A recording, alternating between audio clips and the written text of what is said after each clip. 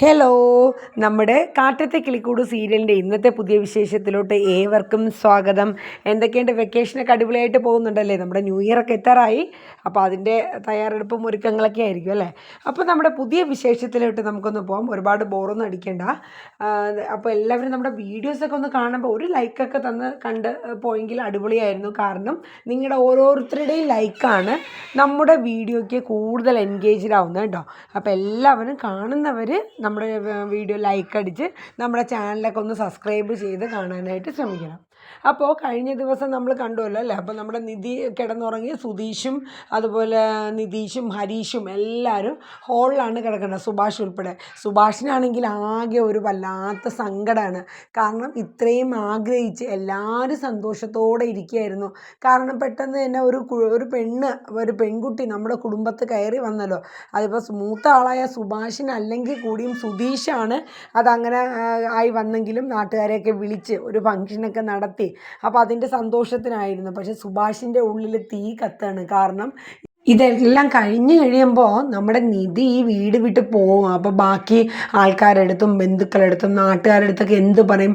അവൻ സുധീഷ് ഒരു കല്യാണം കഴിച്ചതേ പിറ്റേന്നായപ്പോൾ പെണ്ണ് പോയി, ഇറങ്ങി, അവൻ ഇട്ടിട്ട് പോയി എന്നുള്ള ഒരു പേരായി പോകും എന്നോർത്തിട്ട് സുഭാഷിന് വല്ലാത്ത സങ്കടം. പക്ഷേ ഈ സത്യങ്ങളൊന്നും നമ്മുടെ ഹരീഷോ നിതീഷോ അല്ലെങ്കിൽ ഭാസ്കറിനോ ഒന്നും അറിഞ്ഞിട്ടില്ല. ഇപ്പം സത്യം പറഞ്ഞാൽ സുഭാഷിന് മാത്രമേ അറിയാവുള്ളൂ ഇങ്ങനെയാണ് കല്യാണം കഴിച്ചത്. ഒരിക്കലും അവർ സ്നേഹിച്ച് ഒരു കല്യാണം കഴിച്ചതല്ല, അവരുടെ സാഹചര്യം കൊണ്ട് അങ്ങനെ വിവാഹം രജിസ്റ്റർ ചെയ്യേണ്ടി വന്നതാണെന്നുള്ള സത്യം സുഭാഷിന് മാത്രമേ അറിയുള്ളൂ. അപ്പോൾ സുഭാഷിന് ആകെ ഒരു സങ്കടമാണ്. അങ്ങനെ പിറ്റേന്ന് നേരം വെളുത്തു, നമ്മുടെ നിധി കുളിച്ച് ഡ്രസ്സൊക്കെ അലക്കിയൊക്കെ ഇട്ട് നമ്മുടെ ഇരിക്കുകയാണ്. അപ്പോൾ നമ്മുടെ സുഭാഷ് കൊണ്ടുപോയി ചായയൊക്കെ കൊടുക്കുകയാണ്. ചായ കൊടുത്തിട്ട് സുഭാഷ് നിധിയോട് പറയുന്നുണ്ട്, ഒരിക്കലും നിധിയോട് ഈ വീട്ടിൽ നിന്ന് പോകണമെന്ന് ഞങ്ങൾ പറയില്ല. അപ്പം നിധി പറയാം, ഏട്ടാ എന്നോടൊന്നും തോന്നരുത്, ഏട്ടനറിയാലോ ഞാൻ കാര്യങ്ങളൊക്കെ ഞാൻ പറഞ്ഞതാണല്ലോ ഏട്ടാ. കാര്യം എൻ്റെ വീട്ടിലെ അച്ഛനെയും അമ്മയും ഒക്കെ ഞാൻ ഉപേക്ഷിച്ച് വന്നത് എനിക്ക് എന്തെങ്കിലും ഒരു നല്ല രീതിയിൽ പഠിച്ച് ഒരു നല്ലൊരു നിലയിൽ എത്താനുള്ള ഒരു ആഗ്രഹം കൊണ്ടാണ്. ആ വിവാഹത്തിന് എനിക്ക് ഒട്ടും ഇഷ്ടമില്ലായിരുന്നു. അപ്പോൾ അതുകൊണ്ടാണ് സുധീഷിൻ്റെ ഹെൽപ്പ് ചോദിച്ച് ഞാൻ ഈ ഒരു ഇതിൽ വന്ന്. ആയിക്കോട്ടെ, ഞാൻ ഒരിക്കലും നിധിയോട് പറയില്ല ഇവിടെ നിന്ന് ഇറങ്ങിപ്പോണമെന്ന്. പിന്നെ കുട്ടി ഞാനോ എൻ്റെ വീട്ടുകാരോ എൻ്റെ കുടുംബം ഒരിക്കലും കുട്ടിക്ക് ഒരു തടസ്സമായിട്ട് മുന്നിലുണ്ടാവില്ല എന്നുള്ളത് പറഞ്ഞു. പക്ഷേ ഇതൊക്കെ പറഞ്ഞെങ്കിലും സുഭാഷിൻ്റെ ഉള്ളിൽ വല്ലാത്തൊരു ചങ്കിടിപ്പാണ്, ഒരു വിഷമം.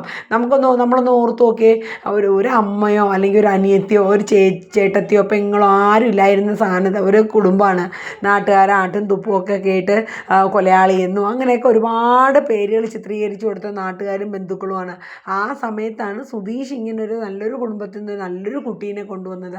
അതപ്പോൾ ഇങ്ങനെയായി പോയി എന്ന് ഓർത്തിട്ട് വല്ലാത്തൊരു വിഷമമാണ്. പക്ഷെ ആ ഒരു വിഷമമൊക്കെ നിധിക്ക് മനസ്സിലാക്കി എടുക്കാൻ പറ്റുന്നുണ്ട്. പക്ഷേ നിധിക്ക് ഒന്നും ചെയ്യാൻ പറ്റില്ല. കാരണം നിധിയുടെ സാഹചര്യം അങ്ങനെയാണ്. കാര്യം എന്ന് വെച്ചാൽ ഇപ്പോൾ ഇവിടെ ഭാര്യ സുധീഷിൻ്റെ ഭാര്യയായിട്ടൊന്നും കഴിയാൻ പറ്റില്ല. എന്തിനാണ് സ്വന്തം കുടുംബം വരെ ഉപേക്ഷിച്ച് കളഞ്ഞ് വന്നിട്ട് ഈ ഒരു അവസ്ഥയിൽ വന്ന് നിൽക്കാനല്ലല്ലോ ഒരിക്കലും നിധി വന്നത്. അപ്പോൾ എന്തായാലും ഇന്ന് ഹോസ്റ്റലിലോട്ട് പോവേട്ടാ എന്നൊക്കെ പറഞ്ഞിരിക്കണം. ആയിക്കോട്ടെ എന്ന് സുഭാഷും പറഞ്ഞു. അത് കഴിഞ്ഞ് നമ്മുടെ ഭാസ്കറിനെയാണ് കാണിക്കുന്നത്. നിധി നോക്കിയപ്പോൾ ഭാസ്കർ ആ വേറാത്ത് നിന്ന് എഴുന്നേറ്റ് നേരെ സൈഡിൽ ഇരുന്ന ഒരു ഡ്രം പോലത്തെ ഒരു സംഭവത്തിൽ നിന്ന് വെള്ളമൊക്കെ എടുത്ത് പല്ലൊക്കെ ഇങ്ങനെ ഇട്ടാക്കി 2-3 വായൊക്കെ ഇങ്ങനെ കൊപ്പിളിച്ചൊക്കെ വയ്ക്കുന്ന കണ്ടിട്ട് നിധിക്ക് എന്തോ ഒരു വല്ലായ്മ. നിധിയുടെ വീട്ടിൽ ഇങ്ങനത്തെ ഒരു സാഹചര്യമൊന്നും അല്ലായിരുന്നല്ലോ. എന്തോ ഒരു വെറുപ്പ് പോലെയൊക്കെയുള്ള ഒരു ഫീലിങ്സ് നിധിക്ക് തോന്നി. എന്നിട്ട് ആ കൈ കൊണ്ട് തന്നെ വായെല്ലാം കഴുകി കഴിഞ്ഞിട്ട് കുളിക്കണതിന് പകരം മുടിയൊക്കെ ഒന്ന് നനച്ചിതാക്കി ഒരു തോർത്തുകൊണ്ട് കൈയൊക്കെ അങ്ങോട്ട് തുടച്ച് വേറൊരു ഷർട്ടും ഇട്ട് ആൾ വിട്ട് സൈക്കിളിൽ പോവാണ്. ഇതൊക്കെ നിധിയുടെ ഫാമിലി വെച്ച് നോക്കുമ്പോൾ നിധി ഇതൊന്നും ഇങ്ങനത്തെ ഒരു സാഹചര്യങ്ങളെ കാണുകയോ അല്ലെങ്കിൽ അങ്ങനെ കഴിയോ ഒന്നും ചെയ്തിട്ടില്ല. അപ്പോൾ അതുകൊണ്ട് നിധിക്ക് അത് അത്ര അങ്ങോട്ട് ഒന്ന് ഉൾക്കൊള്ളാനായിട്ട് അങ്ങോട്ട് സാധിച്ചില്ല.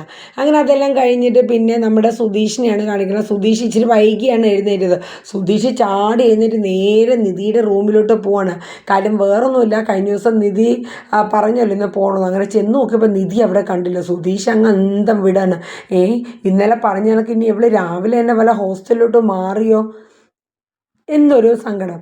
അപ്പം തന്നെ ഓടി ചെന്ന് നമ്മുടെ സുഭാഷിൻ്റെ അടുത്ത് പോയി ചോദിക്കുകയാണ്. കാരണം നമ്മുടെ നിധി എവിടെ ഏട്ടാന്നുള്ള ചോദിക്കുകയാണ്. അപ്പോൾ പറഞ്ഞു അവളവിടെ ഇരിപ്പുണ്ടെന്ന് പറഞ്ഞു. അപ്പോൾ ചെന്ന് നോക്കിയപ്പോൾ നിധി അവിടുത്തെ സ്റ്റെപ്പിലിരുന്ന് ഇങ്ങനെ ചായയൊക്കെ കുടിച്ചുകൊണ്ടിരിക്കുകയാണ്. അങ്ങനെ കാര്യങ്ങളൊക്കെ ഏകദേശം ആ ഒരു രീതിയിലാണ്. അപ്പോൾ നമ്മുടെ സുധീഷ് നിധിയെ കണ്ടപ്പോൾ വലിയ സന്തോഷമാവാണ്. എന്നിട്ട് ഓടി ചെന്നിട്ട് നിധിയുടെ അടുത്ത് നിധി ഇവിടെ ഇരിക്കുകയായിരുന്നു, ഞാൻ റൂമിലൊക്കെ നോക്കിയെന്നിങ്ങനെ സുധീഷ് പറയുന്നുണ്ട്. അപ്പോൾ ആ സമയത്ത് നിധിയുടെ അടുത്ത് സുധീഷ് അടുത്തൊരു ഡയലോഗ് ഇറക്കുകയാണ്. അതെ, ഞാനൊന്ന് എഴുന്നേക്കാൻ വൈകിപ്പോയി, ഞാനിപ്പോൾ തന്നെ കുളിച്ച് ഫ്രഷായി റെഡി ആയിട്ട് വരാം. എവിടെയാണ് പോകണമെന്ന് വെച്ചാൽ പറഞ്ഞാൽ മതി, സിനിമയ്ക്കോ അല്ലെങ്കിൽ നമുക്ക് ബീച്ചിലോ പാർക്കിലോ മറ്റോ പോയാലോ. ഇത് കേട്ടപ്പോൾ നിധി ഇങ്ങനെ നോക്കുകയാണ്. എന്നിട്ട് ദേഷ്യം കൊണ്ട് സുധീഷിൻ്റെ അടുത്ത് ചോദിച്ചു, അപ്പം ഞാൻ ഇന്നലെ പറഞ്ഞ കാര്യങ്ങളൊക്കെ സുധീഷ് മറന്നോ? ഞാൻ പറഞ്ഞില്ലേ നമുക്കിന്ന് ഹോസ്റ്റലിലോട്ട് മാറണം എന്നുള്ള കാര്യം. അത് പറഞ്ഞപ്പോൾ സുധീഷിൻ്റെ ഫേസൊക്കെ അങ്ങോട്ട് മാറി സങ്കടമാവാണ്. കാര്യം എന്ന് വെച്ചാൽ ഇനിയിപ്പോൾ എന്താ ചെയ്യണേ? എന്നിട്ട് നിധി ചോദിച്ചു, അതെ ഞാൻ ഹോസ്റ്റലിലോട്ട് പോവാണ്, ഇനിയിപ്പോൾ ഈ താലിമാലയൊക്കെ ഞാൻ എന്താ ചെയ്യേണ്ടത്? അപ്പോൾ നമ്മുടെ സുധീഷ് പറഞ്ഞു, അതെ അതവിടെ തന്നെ കിടന്നോട്ടെ, ഇനിയിപ്പോൾ തൻ്റെ വീട്ടിൽ നിന്നൊക്കെ ആരെങ്കിലും വരെയോ മറ്റു ചെയ്താലും അല്ലെങ്കിൽ നാട്ടുകാരൊക്കെ കണ്ടാലും അതിനെ അഴിച്ചു വെച്ചു എന്നുള്ള ഒരു ഇത് വേണ്ട, അതെന്തായാലും ഇപ്പോൾ തൽക്കാലം അവിടെ തന്നെ കിടക്കട്ടെ എന്നിങ്ങനെ പറയുന്നുണ്ട് നമ്മുടെ സുധീഷ്. അങ്ങനെ സുധീഷ് പോയി കുളിച്ച് റെഡിയായിട്ടൊക്കെ വരികയാണ്. എന്നിട്ട് അവരവിടെ നിന്ന് രാവിലത്തെ ഫുഡൊക്കെ കഴിച്ച് സുഭാഷ് ഫുഡെല്ലാം ഉണ്ടാക്കി. അപ്പോൾ നമ്മുടെ നിധി നോക്കുന്നുണ്ട് കേട്ടോ, ഒരു കുടുംബത്തിലെ എല്ലാ കാര്യങ്ങളും ഉത്തരവാദിത്വത്തോടു കൂടി നമ്മുടെ സുഭാഷ് എല്ലാം ചെയ്യാണ്. അനിയന്മാരെ കാര്യങ്ങളാണെങ്കിലും ഫുഡ് ഉണ്ടാക്കാനും അതുപോലെ ക്ലീനിങ് ആണെങ്കിലും ഒപ്പം നിതീഷും ഹരീഷും ഒക്കെ അതിൻ്റെ ഒപ്പം നിൽക്കുന്നുണ്ട്. എന്നാലും മെയിൻ ഒരു അമ്മയെ പോലെ അല്ലെങ്കിൽ ഒരു പെങ്ങളെ പോലെ എല്ലാ കാര്യങ്ങളും ഒരു ഉത്തരവാദിത്വത്തോടു കൂടി ചെയ്യുന്നത് നമ്മുടെ സുഭാഷ് തന്നെയാണ്. അത് കഴിഞ്ഞിട്ട് പിന്നെ നിധിയും സുധീഷും കൂടെ നേരെ ഹോസ്റ്റലിൽ തേടി പോവാണ്. അങ്ങനെ ഒരു സ്ഥലത്ത് ഹോസ്റ്റലിൽ എത്തുകയാണ്.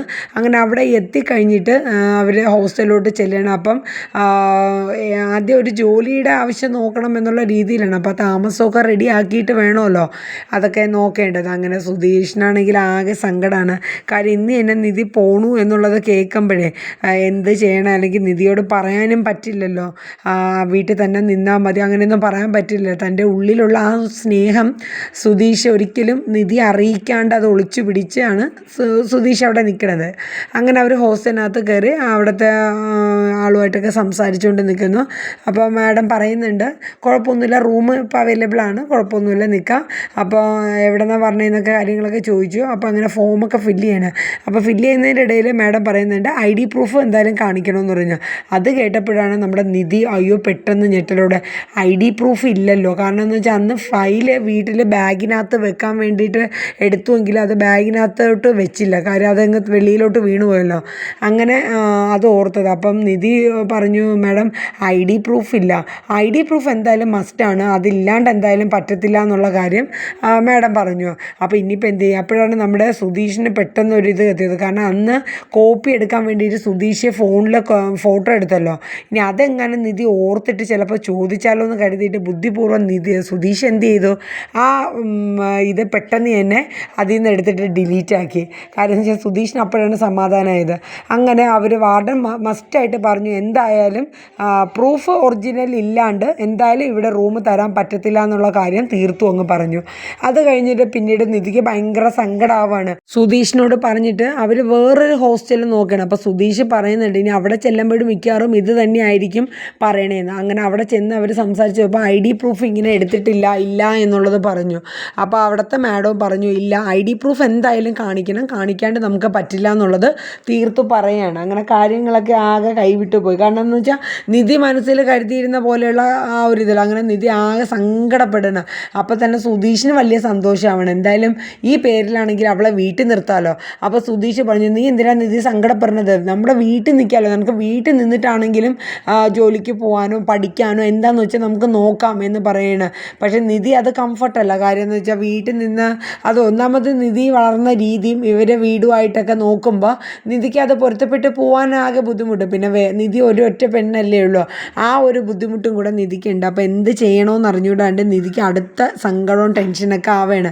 അപ്പോൾ സുധീഷിന് നേരെ ഓപ്പോസിറ്റാണ് കാര്യം. നിധിക്ക് താമസിക്കാൻ ഹോസ്റ്റൽ കിട്ടിയില്ല എന്ന് രണ്ടിടത്തും. അപ്പോൾ ഇനി എവിടെ ചെന്നാലും ഇത് ഉറപ്പാണ്. കാര്യം മെയിൻ ഏത് ഹോസ്റ്റലിൽ ചെന്നാലും നമ്മുടെ ID പ്രൂഫ് കാണിക്കേണ്ട, ഒറിജിനൽ കാണിക്കേണ്ട അവരെന്തായാലും എടുക്കില്ല. അതിന് എന്തായാലും നടപടി ആവില്ല എന്നുള്ള കാര്യം ഓർത്ത് നമ്മുടെ സുധീഷിന് ഭയങ്കര സന്തോഷം ആവുകയാണ്. നിധിക്കാണെങ്കിൽ കരഞ്ഞില്ല എന്നുള്ള മട്ടിൽ നിധിയും. അങ്ങനെ കാര്യങ്ങളൊക്കെ ഏകദേശം ഈ ഒരു രീതിയിലാണ് ഇന്നത്തെ എപ്പിസോഡ് കാണിക്കുന്നത്. അപ്പോൾ എന്തായാലും നമുക്ക് നോക്കാം, കാറ്റത്തെ കിളിക്കൂട് ഇനി നിധി നമ്മുടെ സുധീഷിൻ്റെ വീട് വിട്ട് മാറിപ്പോകുമോ അതോ ഇനി വേറെ വല്ല വീടായിട്ടൊക്കെ എടുത്ത് മാറോ എന്നുള്ളതിനെക്കുറിച്ചൊന്നും നമുക്കറിയില്ല. എന്തായാലും നമ്മുടെ കാറ്റത്തെ കിളിക്കൂടിൻ്റെ ഇന്നത്തെ പ്രൊമോ എല്ലാവരും കാണുക, കണ്ട് ലൈക്ക് ചെയ്യുക. അതുപോലെ നമ്മുടെ ചാനൽ ഇതുവരെ സബ് ചെയ്തിട്ടില്ലെങ്കിൽ ഒന്ന് സബ്സ്ക്രൈബ് ചെയ്ത് സപ്പോർട്ട് ചെയ്യുക. അപ്പോൾ ഇത്രയേ ഉള്ളൂ. നല്ലൊരു വിശേഷം പറഞ്ഞുകൊണ്ട് നിർത്തുന്നു. Tata bye bye. എല്ലാവർക്കും നല്ലൊരു ഡേ ആവട്ടെ കേട്ടോ. Bye bye.